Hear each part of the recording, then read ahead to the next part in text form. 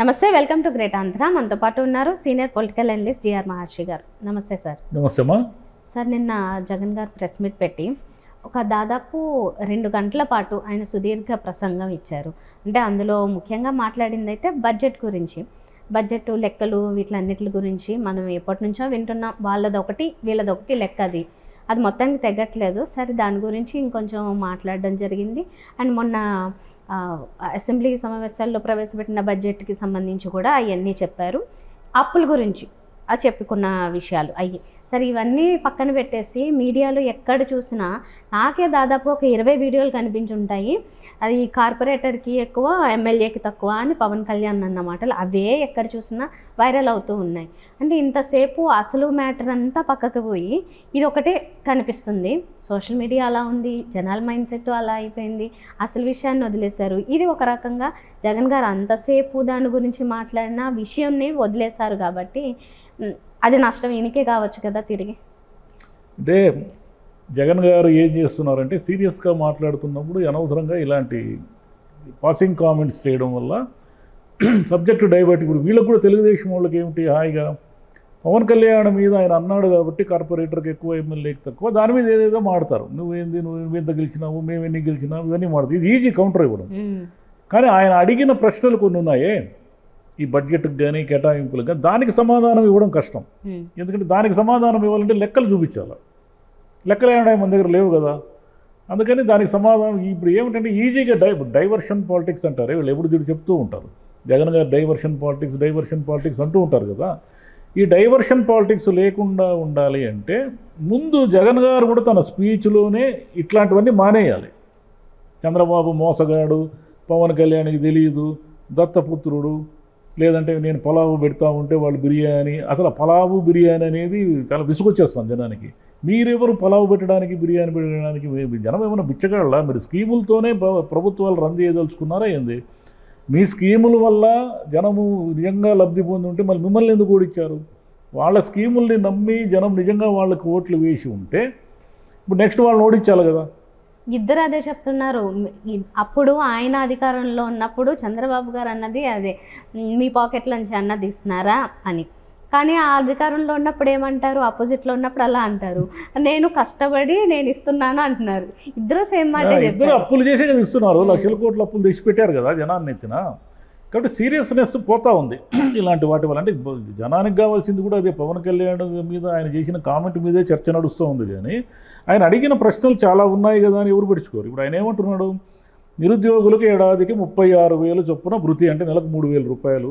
36,000 అంటే ఎంత ఎగ్గొట్టినట్టు, మీరు ఎన్ని కోట్లు ఎగ్గొట్టినట్టు అని ఆయన అడుగుతున్నాడు. ఇప్పుడు నిరుద్యోగుల భృతి అనేది నెక్స్ట్ ఇయర్ కూడా ఇవి ఇస్తారని గ్యారంటీ ఏం లేదు. బడ్జెట్లో ఎక్కడ మరి పెట్టలేదు కదా. ఏం పెట్టారు?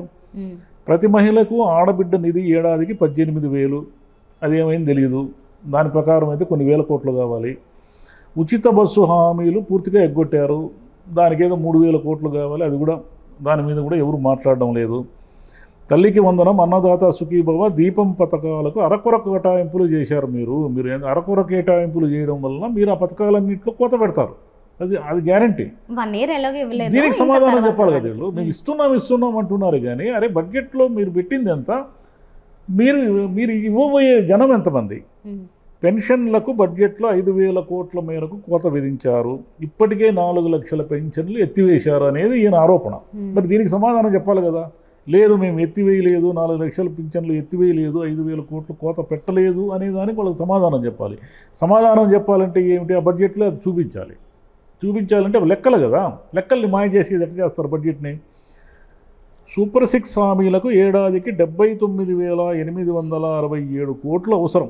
ఈయన లెక్కల ప్రకారం, జగన్ గారి లెక్కల ప్రకారం బడ్జెట్లో ఇచ్చింది 17,179 కోట్లు.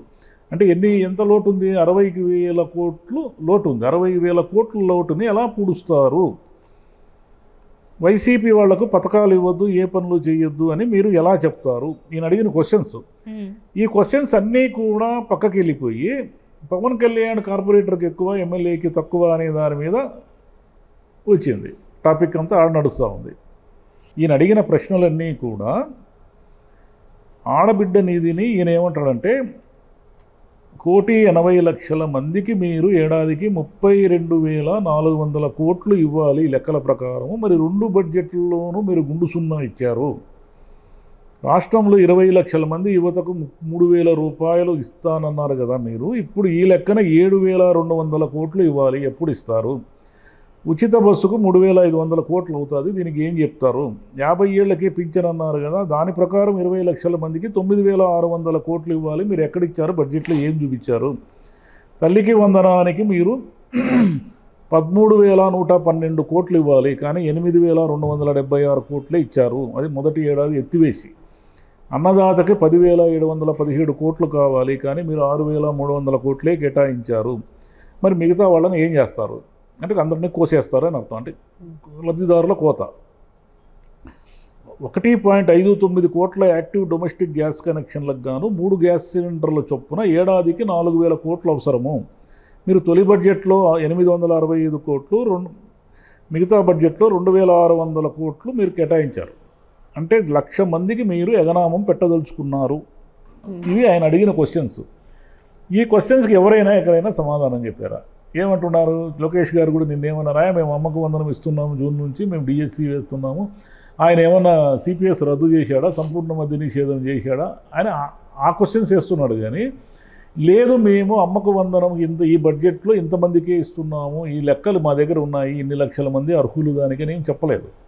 కాబట్టి ఇవి చెప్పడానికి లేదు. ఎందుకు లేదంటే డబ్బులు వీళ్ళు చెప్పిన ప్రకారం, వీళ్ళు చెప్పిన అన్ని పథకాలకు కరెక్ట్గా లబ్ధిదారులందరినీ ఎంచి ఇవ్వాలి అంటే వీళ్ళు చెప్పిన డబ్బు చాలదు. అంటే ఉదాహరణకి మనకు ఒక 1,000 రూపాయలు ఖర్చు అవుతుంది అనుకుంటే వీళ్ళ దగ్గర 200 ఉంది. ఈ 800కి వీళ్ళ దగ్గర లేదు. ఈ 800 ఎలా ఇస్తారని ఆయన అడుగుతున్నాడు. ఈ 800కి వీళ్ళ దగ్గర సమాధానం లేదు. కాబట్టి అందరూ కూడా పవన్ కళ్యాణ్ కార్పొరేటర్కి తక్కువ ఎక్కువ ఇది దీని మీద పడ్డారు. ఎందుకంటే అది సమాధానం చెప్పడం ఈజీ. పవన్ కళ్యాణ్ అభిమానులు కానీ, జనసేన కానీ, టీడీపీ వాళ్ళు కానీ దాన్ని కౌంటర్ చేయడం చాలా ఈజీ కదా. ఎందుకంటే పవన్ కళ్యాణ్ మీకంటే ఎక్కువ మెజారిటీతో గెలిచాడు, ఆయన అన్ని సీట్లు గెలిచాడు, మీరు ఏమైనా గెలిచారా? మీరు 11 సీట్లే గెలిచారు. ఇట్లా నోటికి ఏమొస్తే అది మాడితే మేము ఊరుకోము, ఇలా ఎంతసేపైనా మాడచ్చు. దీపం పథకానికి ఎంత కోత పెడుతున్నారంటే మాట్లాడలేరు. ఆడబిడ్డ ఎప్పుడు ఇస్తారు పెన్షన్ అంటే మాట్లాడరు. నిజంగా మీరు చెప్పిన 4,000 ప్రకారం అందరు పెన్షన్దారులకి ఇస్తున్నారా? ఆయన 4 లక్షల పెన్షన్లు కట్ చేశారు అని చేసిన ఆరోపణకు మీ దగ్గర సమాధానం ఉందా? అది చెప్పరు. ఇప్పుడు దీని గురించి చంద్రబాబు గారు లేకపోతే లోకేష్ గారు వీళ్ళిద్దరే రెస్పాండ్ అవ్వాలని లేదు. ఆర్థిక శాఖ మంత్రి కావచ్చు, లేకపోతే అసలు సంబంధం లేకుండా జగన్ చేసిన విధ్వంసానికి ఇప్పటికి మేము కోలుకోలేకున్నాము, మేము ఇంకా అప్పులు వడ్డీలు కడుతున్నాము, మేము 80,000 కోట్లు లోటులో ఉన్నాము, జీతాలకే 99,000 కోట్లు ఏదో పోతా ఉంది, మేము మాకు మిగిలేదంతా వచ్చేదంతా అని ఆయన చెప్పాడు కదా. అందుకంటే ఏం చెప్తాడు ఆయన? ఆయన చెప్పిన దాని ప్రకారం డబ్బులు లేవు. లోకేష్ గారు చెప్పిన దాని ప్రకారం అన్ని పథకాలు ఇస్తున్నాము అంటారు. ఈ రెండు ఎలా కుదురుతాయి అనేది అర్థమై చావడం లేదు. డబ్బులు లేవని ఆర్థిక మంత్రి అసెంబ్లీలోనే ఒప్పుకున్నాడు. 80,000 కోట్ల లోట్లో ఉన్నాం మేమని. ఈయనేమో జూన్ నాటికి అన్ని పథకాలు ఇచ్చేస్తున్నాము, అన్నీ చేసేస్తున్నాము, డిఎస్సి వేస్తాము, ఇవన్నీ చెప్తున్నారు. మీరు ఇప్పుడే జీతాల బిల్లు 90,000 కోట్లు దాటింది అంటున్నారు. మీరు చెప్పిన ప్రకారం అన్ని వేల మంది టీచర్లను అపాయింట్ చేసుకుంటే అంటే రిటైర్మెంట్లు ఉంటాయి. రిటైర్మెంట్లు ఉన్నా కూడా పెన్షన్లు ఇవ్వాలి కదా, బెనిఫిట్స్ ఇవ్వాలి కదా. పెన్షన్లు ఇవ్వాలంటే చాలా డబ్బులు కావాలి. మరి మళ్ళీ 12-13 మంది టీచర్లు మీరు అపాయింట్ చేసుకుంటామంటున్నారు కదా, మళ్ళీ వాళ్ళందరినీ ఎలా ఫిల్ చేస్తారు? ఈ జీతాల బిల్లు ఎలా ఇస్తారు? మీరు సంపద సృష్టి ఎలా చేస్తున్నారు? ఇదేం అర్థం కావడం లేదు. ఎందుకంటే వాళ్ళకే తెలుసు డబ్బులు లేనప్పుడు మీరు విధ్వంసకర పాలనని కొంతకాలం నడుపుకుంటూ వచ్చారు. మీరు 1,00,000 కోట్లు అప్పు చేశారు. అవన్నీ కూడా అక్యుములేట్ అయ్యి తడిసి మోపడైంది. వీటన్నిటికీ వడ్డీలు కట్టాలి. వడ్డీలు కట్టడము, జీతాలు ఇవ్వడము, ఇవి రెండు కూడా కంపల్సరీ చేయాల్సినవి. పెన్షన్లు ఆపడానికి లేదు, మహా అయితే కోత విధిస్తారు. పెన్షన్లు ఇవ్వాలి. మీరు చెప్పినట్టు గ్యాసు లేదా ఆడబిడ్డకు వందనము, రైతు సుఖీభవ ఇవన్నీ కూడా జూన్ నాటికి ఇవ్వాలి. ఈ మ్యాజిక్ ఎలా చేస్తారు అనేది అందరి ముందున్న క్వశ్చన్. కొంచెం ఆర్థిక శాస్త్రం మీద అంతూ ఇంత అవగాహన ఉన్న ఎవరికైనా కూడా ఆయనే అదే అడుగుతున్నాడు. ఈ మ్యాజిక్ ఎలా చేస్తారయ్యా బాబు? మీకు 80,000 కోట్లు కావాలంటే 17,000 కోట్లే మీరు బడ్జెట్లో చూపిస్తున్నారు. ఈ మ్యాజిక్ ఎలా చేస్తారో చెప్పండి అని ఆయన అడుగుతున్నారు. ఆయనకి సమాధానం చెప్పకుండా ఏదో ఇప్పుడు జగన్కి ప్రతిపక్ష హోదా ఏదో అడిగాడు, ఆయన ఎవరు సీట్లు తెచ్చుకోమను ఆయనకి ఇస్తామని ఒకరు, పవన్ కళ్యాణ్ అని ఒకరు, నువ్వు ఎందుకు సిపిఎస్ సంపూర్ణ మద్య నిషేధం చేయలేకపోయాను ఇంకొకరు, ఆయన ఏమి చేయలేదు అనేది ఇప్పుడు క్వశ్చనే కాదు, మీరు ఏం చేస్తారనేదే ప్రశ్న. ఇప్పుడు ఆయన చేయలేదు కాబట్టే కదా ఆయన ఓడించి ప్రతిపక్షంలో కూర్చోబెట్టారు. మళ్ళీ ఎక్కడొస్తారో అనే కదా ఇన్ని హామీలు ఇచ్చారు. అది బిజినెస్ మిస్టేక్ లాగా ఉంది ఇది. ఎలా అంటే ఆయన ఎక్కడొస్తారని వీళ్ళు ఎక్కువ ఇచ్చారు, మళ్ళీ ఇప్పుడు చెప్పడానికి అంటే ఇవ్వడానికేమో లెక్కలు సరిపోవట్లేదు అంటున్నారు. కానీ అప్పుడేమో 14 లక్షల వరకు చెప్పారు. సరే తర్వాత మళ్ళీ 9 లక్షలు అన్నారు, 12 లక్షలు, 14 లక్షలు. సరే 14 లక్షలు ఒక స్టేట్కి అప్పు అనేది అంత ఉంది అంటే ఏ లెక్కల ప్రకారం ఇచ్చారు? మరి అంత అప్పుడు ఇచ్చినప్పుడు ఇప్పుడు అంత లేదు. అది ఎందుకంటే వాళ్ళే చెప్తున్నారు అది లేదు, అది కరెక్ట్ కాదు అనేది వాళ్ళ లెక్కల్లోనే అర్థమవుతుంది. మరి అలాంటప్పుడు అప్పు పుడుతుంది కదా. అంటే ఆ లెక్కలో చూస్తే ఇంతకుముందు 14 లక్షలు చేశారు అన్నప్పుడు ఇప్పుడు చేయలేదనే కదా కేశవ్ గారు చెప్పారు. అప్పు పుట్టే పరిస్థితి లేదబ్బా మాకు అనే కదా ఆయన చెప్పారు. రుణ సామర్థ్యం 0 అని చెప్పారు కదా ఆయన. అంటే వీళ్ళు 14 లక్షలు 13 లక్షలు అని ఇష్టం వచ్చినట్లు ప్రచారం చేసేసారు అప్పులు. ఆ లెక్కన వీళ్ళు కొంత అప్పుల భారం తగ్గింది.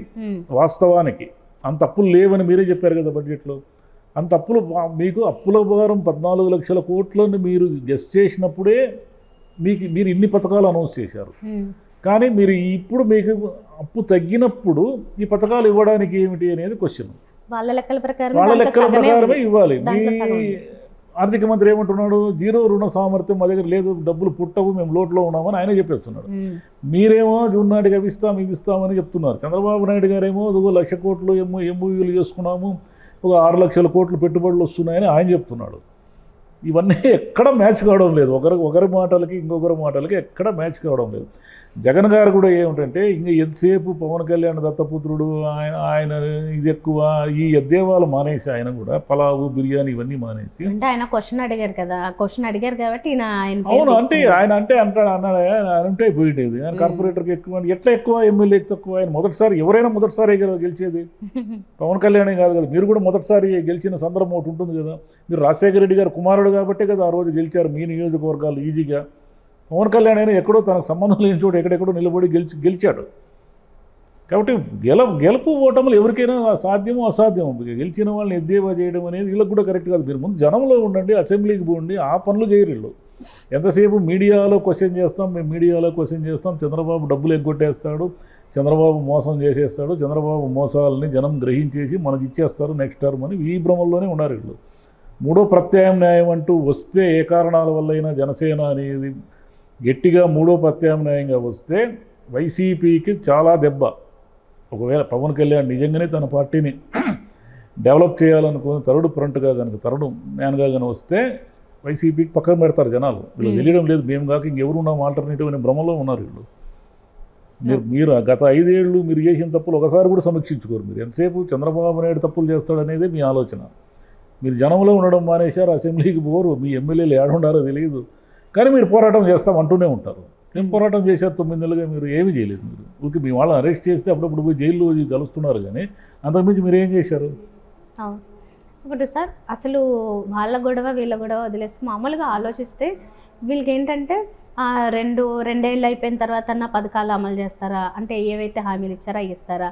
సరే 3 ఏళ్ళకి ఇచ్చారు, ఏదో ఒక రకంగా చేసారు అనుకుంటే ఇంకో 2 ఏళ్ళ ఆ 2 ఏళ్ళు ఎలాగోలా లాక్కుంటూ వచ్చేస్తారు, ఏదో ఇచ్చేస్తారు. ఇదేనా అసలు సమస్యలు ఇంకేం లేవా? అంటే ఆంధ్రప్రదేశ్లో ఇంకా చేయాల్సిన పనులు చాలా ఉన్నాయి సార్. పోలవరం లాంటివి కంప్లీట్ అయిపోతే ఇంకా అమరావతి నిర్మాణం ఏమవుతుందో తెలియదు. కంప్లీట్ చేస్తామంటున్నారు, డబ్బులు ఎక్కడో తెస్తాం, మాకు ఏదో అక్కడ నుంచి పెట్టుబడులు వస్తాయి, ఇక్కడ నుంచి దాన్ని డెవలప్ చేస్తారు. అక్కడికి రావాలి కదా జనాలు, రావాలి. అది నిజంగానే సెల్ఫ్ సస్టైన్ అన్నారు కదా, అలా అవ్వాలి. మరి సెల్ఫ్ సస్టైన్ అన్నప్పుడు మళ్ళీ 6,000 కోట్లు ఎందుకు దానికి? అది ఏమో బిల్డింగ్లు కడుతున్నారు అంతే, బంగ్లాలు కడుతున్నారు ఐఏఎస్ ఐపీఎస్. అది దాని అభివృద్ధిని మనం అనుకోవాలి, మనం అంతకంటే చేసేది ఏమన్నారు. 20 లక్షల ఉద్యోగాలు. కానీ ఒకటి, చంద్రబాబు నాయుడు గారు కనీసం జనంలో కనిపిస్తూ ఉన్నారు.